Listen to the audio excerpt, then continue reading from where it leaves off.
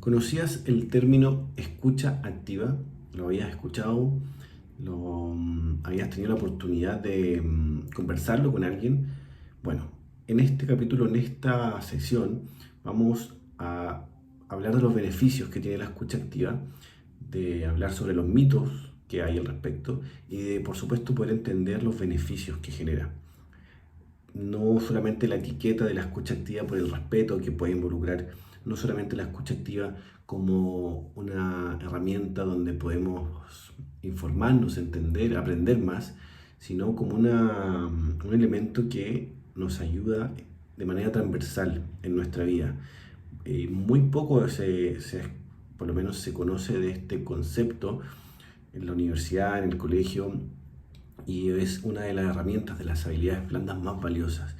De hecho, durante la formación que he ido logrando, que he ido teniendo en habilidades blandas y en comunicación, la escucha activa es una de las que más me ha interpelado, de las que más me ha llamado la atención, y aplicarla también es un mundo muy interesante, porque cuando la empiezas a aplicar te hace sentido y conectas con todo lo que al menos desde la teoría plantea.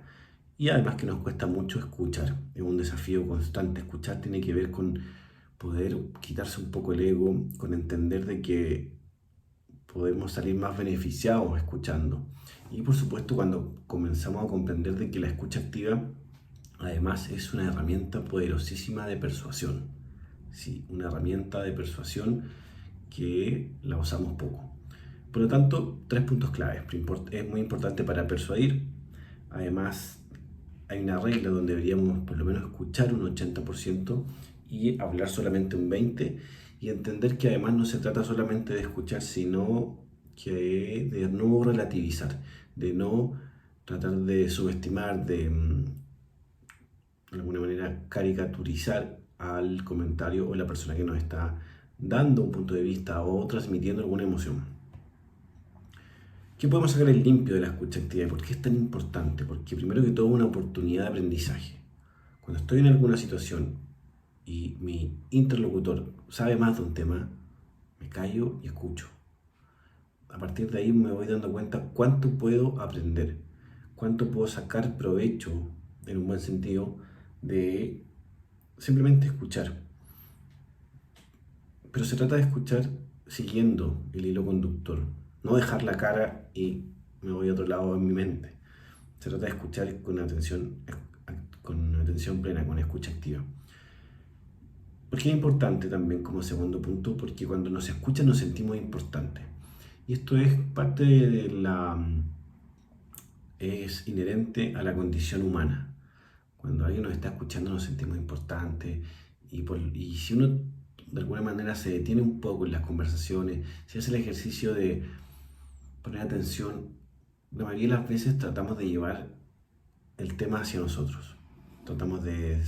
Sufrimos del famoso yoísmo, donde alguien nos cuenta algo y tratamos de llevar la historia a nuestro centro, tratamos de llevar la historia a nuestro relato, a alguna experiencia que viví, y no dejamos que el otro hable.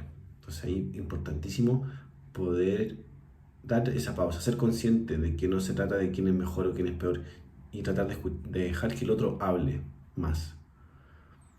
Por supuesto que también acá es importante recordar las cosas que nos cuentan, la información que nos dan, el relato, para que después podamos encontrarnos con esa persona y preguntarle, compartir, saber cómo te fue en el viaje que me contaste, cómo te fue en la operación que me contaste la última vez que nos vimos, y así ojalá poder quizás conocer o retener el nombre de su familia, de los hijos, de su señora, de su marido. También nos da un valor agregado. Cuando la otra persona se da cuenta que tú ya no le preguntas cómo está tu esposo, cómo está tu señora, le preguntas cómo está Daniela, cómo está Claudio, cómo está Felipe, cómo está Alejandra. Y es distinto. Da una percepción positiva mayor con la otra persona. Y eso nos genera confianza. Por lo tanto, nos va considerando para, de alguna manera, estar más cerca del círculo. Y no se trata de llenarnos de amigos, llenarnos de un círculo de amistades que quizás no queremos. Eso es para capítulo aparte el tema de las habilidades sociales, cuando realmente quizás no necesitamos tener cantidad, sino calidad de amistades.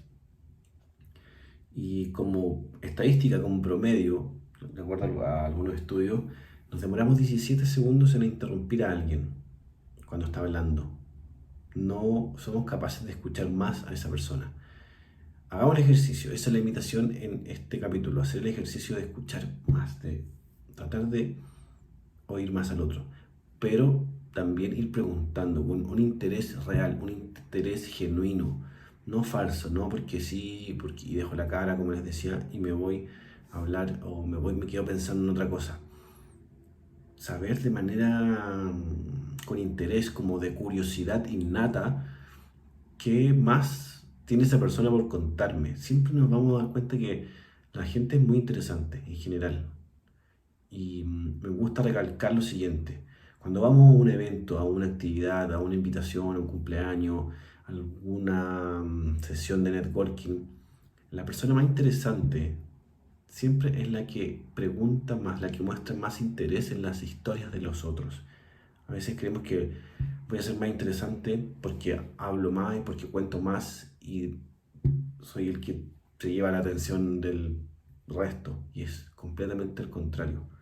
Cuando hablas con la gente y tú tratas de sacar información, pero de manera positiva, de una forma amigable, y conocer más al otro y preguntar y averiguar, te vas dando cuenta de cosas muy interesantes y te llevas siempre una sorpresa. Salen historias buenísimas y además que se genera un encanto innato para la persona que te está hablando y quiere contarte más y siente contigo una conexión especial y ahí se dan las oportunidades. Esto lo saben muy bien los expertos en marketing, donde entrenan y practican de alguna manera la escucha activa para conectar con el dolor del otro, con el problema. Cuando un vendedor conecta con el problema de la otra persona, luego de haberla escuchado, de haber prestado atención, de haber prestado mucha oreja, se da cuenta que a partir de ahí puede de alguna manera vender su producto o el servicio que está ofreciendo. Detalles también de la comunicación no verbal que me gustaría mencionar en la escucha activa. Tiene que ver con detalles muy simples. Por ejemplo, cuando estamos escuchando a alguien, siempre tiene que haber contacto visual.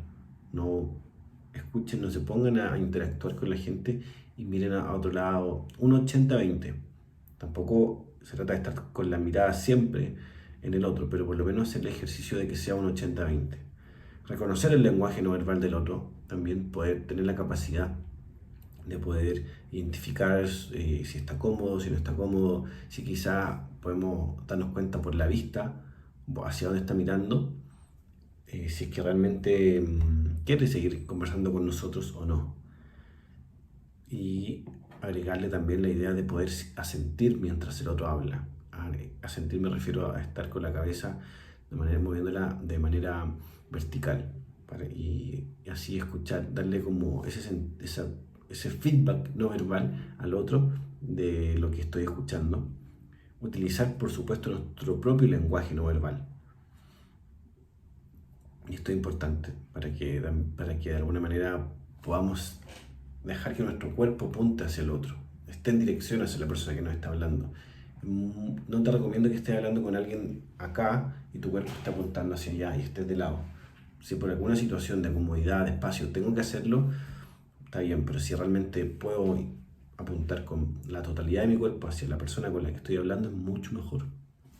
Y por supuesto sonreír, no vernos tan serios, siempre generar la sonrisa es una forma de romper el hielo, una forma de empatizar, de activar un poco las neuronas de espejo y por supuesto la empatía con el interlocutor. Y lo que no debemos hacer en la escucha activa es interrumpir, buscar distracciones.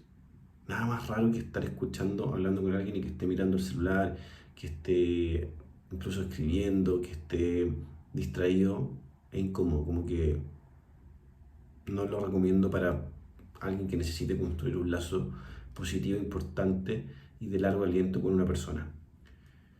El relativizar, el de evitemos decir esto de no pasa nada, no te preocupes, no, si eso no es un problema. no relativizar los problemas de los demás. Sabemos que a veces no hay una mala intención, sabemos que no estamos buscando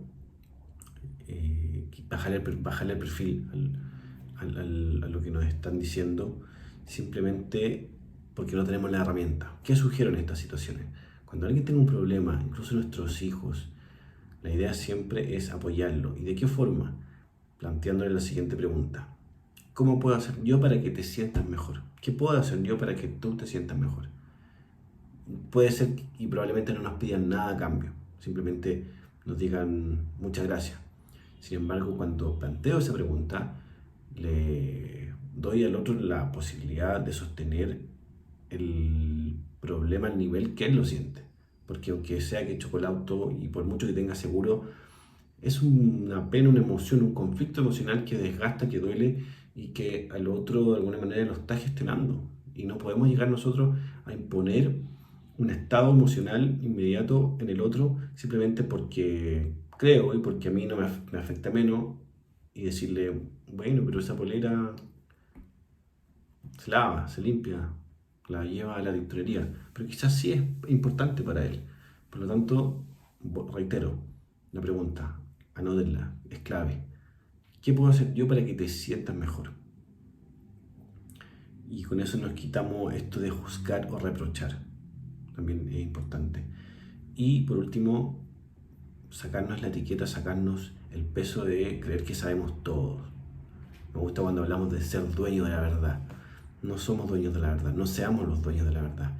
Incluso cuando sabemos que tenemos la razón en una discusión, tenemos que ser lo suficientemente flexibles para que en cierto punto, cuando además veo que la contraparte, que el interlocutor insiste, con algo que quizás nosotros sabemos que es un error, que está equivocado, porque incluso somos del área de la que estamos hablando o tenemos conocimientos súper específicos y profundos del tema que se está conversando, de ahí un punto en que uno tiene que poder desprenderse de tener la razón, liberarnos de tener la razón. Y puedo simplemente cerrar la conversación diciendo, mira, no sabía, voy a averiguar, qué interesante, hasta donde yo sabía o nunca había visto un barco que tuviera las características que tú me dices. Y justamente yo soy alguien que trabaja en ese rubro. Y así, importante entonces no ser dueños de la verdad, sacarnos, liberarnos de eso. Cuando nosotros peleamos con alguien, un punto de vista en la política, en el fútbol, en la religión, y tenemos puntos de vista distintos, cuando discutimos esto es como un nudo ciego. Al discutir se aprieta más ese nudo. Y es más difícil que lleguemos a un acuerdo, un entendimiento, un punto en común. Por lo tanto, ahí la idea es entender de que tengo que soltar un poco y transmitir al otro de que en realidad inconscientemente no quiero seguir la discusión, pero además no vale la pena. Como les digo, es como una pelea perdida, no va a haber un punto en común cuando hay posiciones de tanta resistencia. Incluso se ha comprobado que cuando se generan discusiones de esas características, las personas terminan más convencidas de la posición en la que están que cuando inició la conversación, inició la discusión, inició el intercambio de los puntos de vista. Así que importante, no elijamos nuestras batallas, elegir las batallas sobre todo en una conversación o en situaciones donde pueden haber puntos de vista distintos. Totalmente en paralelo y fuera de contexto cuando hay un debate. Si hay un debate, esa es la esencia del debate. Y ahí ocupo otra herramienta, hay un jurado, me estoy encargando de convencer al jurado y no a la persona con la que estoy discutiendo. Por lo tanto, es completamente distinto.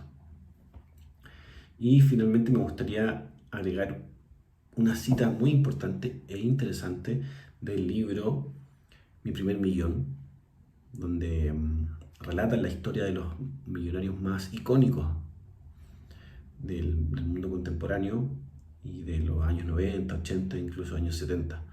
Y ahí quise agregar esta cita de Thomas Watson, que fue uno de los fundadores de IBM y además fue reconocido por tener unos récords de ventas muy importantes.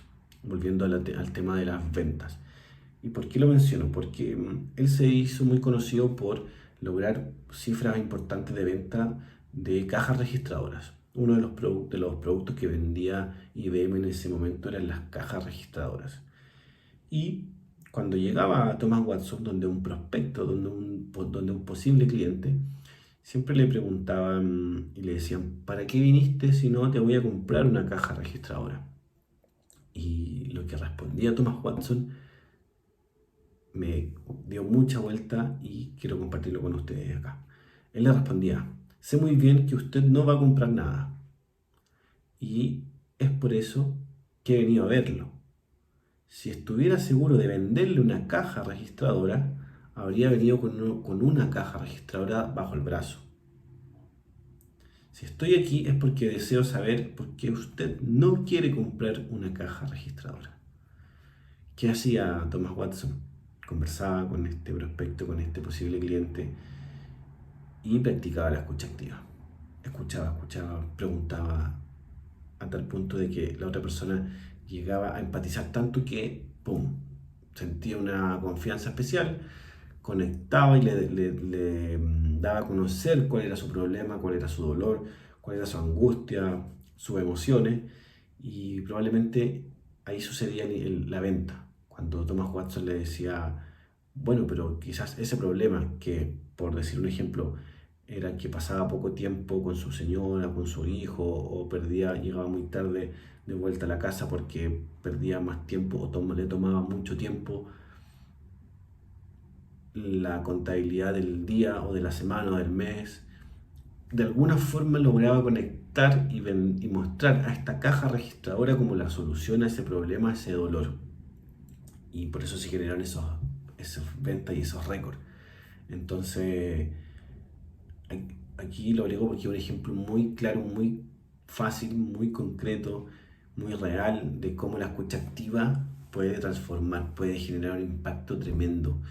Y no se trata de estar vendiéndole un producto o un servicio a alguien siempre, pero nos damos cuenta que logramos información valiosa, que puede ser para un negocio, que puede ser para algún interés en común, un hobby, etcétera.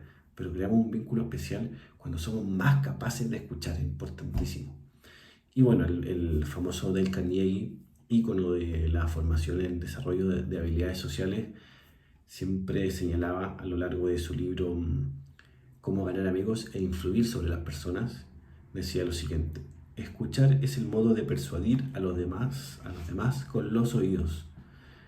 Y también esa frase me da vuelta mucho siempre, creo que refleja también lo que es la escucha activa.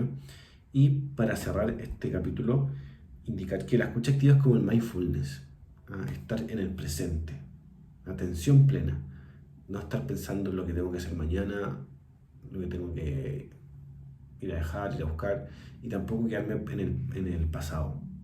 Debía haber dicho eso, debía haber ido a hacer esto, debía hacer esto, etc. Se trata de escuchar y con la atención y con la capacidad de hacerlo con atención plena, con realmente escuchando y no escuchando para ver qué voy a responder. No escucho para ver o para de alguna manera conectar con lo que voy a responder, incluso a veces con un tono un poco violento. No pienso en la respuesta hasta que termine el otro de hablar. No estoy pensando en la respuesta, simplemente estoy escuchando.